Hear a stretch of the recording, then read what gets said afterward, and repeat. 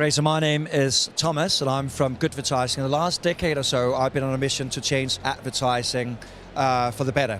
So about a decade ago, I coined the term Good Advertising. It was really like a wordplay on good and advertising. And this was at a time where I was living in Copenhagen. It was around COP15, so we had all the elected government leaders coming into Copenhagen and hopefully striking a deal around the climate.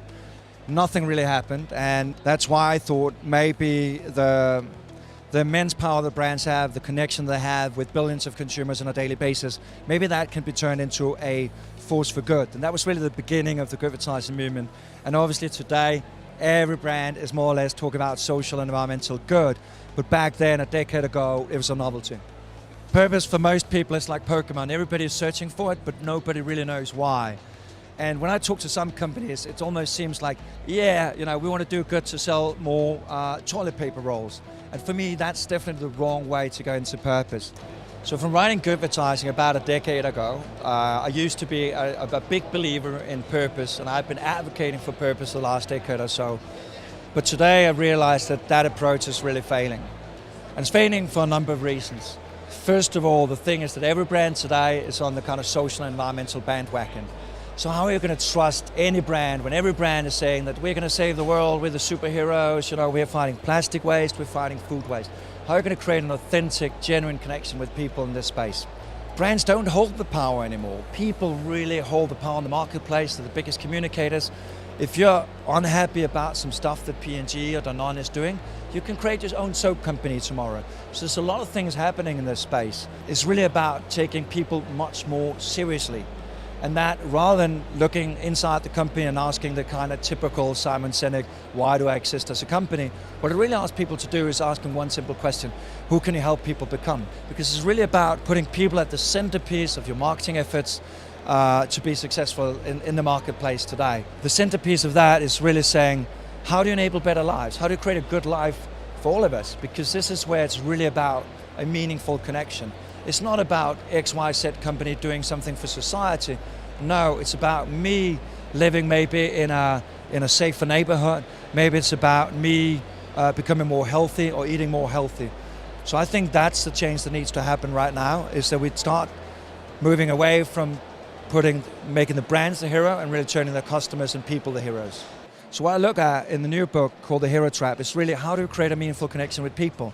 And that happens by asking one very simple question: who can you help people become? So one thing I realized very early on my journey was that what really needs to happen is that we need to change people's behaviors. We need to change people's mindsets. So rather than looking at the company, we need to begin with people. So the thing that I look to psychotherapy, I look to coaching. And this was where this very simple question, who can you help your customers become, came into play. Because the organizations that are successful at helping people on their journey, at transforming their behaviors, transforming their mindsets, are actually the ones that are more successful also ultimately at selling to people. Some of the research I've done, I compared purposeful campaigns with what I call transformative campaigns. So campaigns that are very good at helping people change behaviors and mindsets. And it actually does show that the transformative campaigns are much better at actually motivating people to do that. So if we want to create change, I think we need to start with people. So my first book was called Good Advertising, and essentially it was about purpose and how it was so pivotal for organizations to put purpose at the heart of whatever it did. A decade later, I got to admit, I was actually wrong. And probably mostly because what is happening right now, every brand is talking about doing good. And at the same time, what's happening, people are becoming more and more cynical towards those companies' true efforts. So how do we do that in an authentic way? And that's also why I start with people, because what I realized pretty early on was changing my life, that are making my life better, I'm actually genuinely really thankful towards them. And secondly, if you really think about it from a kind of personal perspective, I don't know how many purposeful people you know in your life. I would say probably I know like a handful, 3 to 5. Why would that be any different with organizations?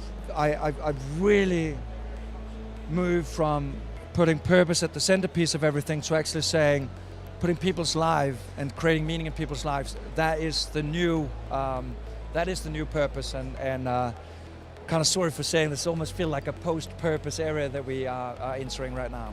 we're at a tech conference right now, and obviously if this was 5 years ago, I probably wouldn't have been at a tech conference talking about purpose and talking about brands as a force for good. I think the change that is really happening is that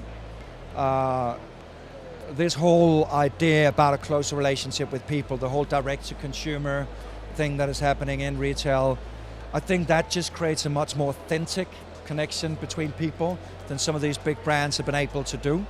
And for me, really, I've always been on a mission to create meaningful brands that actually add value to people's lives. And that's also why, for me, a word like sustainability might seem so, nonsensical and distant, but for me, sustainability is really about a good life. So how to deliver a good life to people.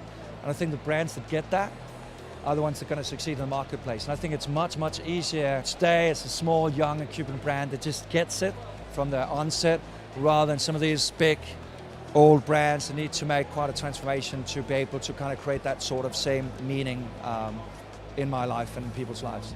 So yes, I have a session at Tech Main Stage, and really it's saying, I know that you guys know me from good advertising, but quite frankly, I was wrong about that whole approach. We've got to take a different approach. It's not about placing the company as the hero and saying we're going to save the world. It's really understanding how you can turn your customers into the hero. Because ultimately, I do think that if we want to have change, you've got to start with people, and you've got to start with changing people's behaviors and mindsets. And this is where we're not only going to unlock a more sustainable society, but hopefully also being able to kind of push sales ultimately.